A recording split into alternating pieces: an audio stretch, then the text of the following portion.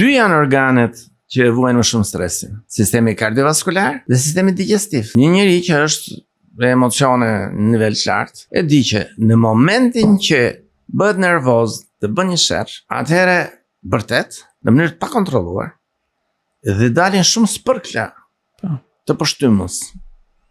Pse? Nga që vërtet, jo vetëm nga që vërtet, po sepse gjëndrat e pështymës prodhojnë më shumë pështym në kushtet e stresit se sa në kushtet e zakonshme. Dhe kjo gjendje sekretore nuk krijohet vetëm në gojë në gjendjen e pështymës, edhe në stomak. Dhe njeri që ka një tendencë të vuajë nga hiperkloridria, pra nga aciditeti i shtuar, në atë moment bën një krizë nevrastenike dhe i dhëm stomaku. Pse? Se bën një shpërthim acidi kloridrik brenda në stomak. Dhe kjo i jep këtë shqetësim.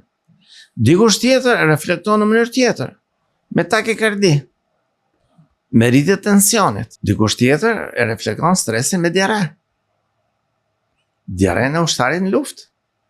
Bie pushka e parë. E keni dëgjuar që ops, duhet me ndru pantalonat nga frika. Lirohen, pra krijohet një hiperperistaltik e zorrës. Pra stresi na komandon shumë funksione. Jo se shkakton sëmundje organike. Nga stresi vështirësisht që ti të smuresh ka ndonjë gjë, por çrregullon funksionet e organizmit tonë.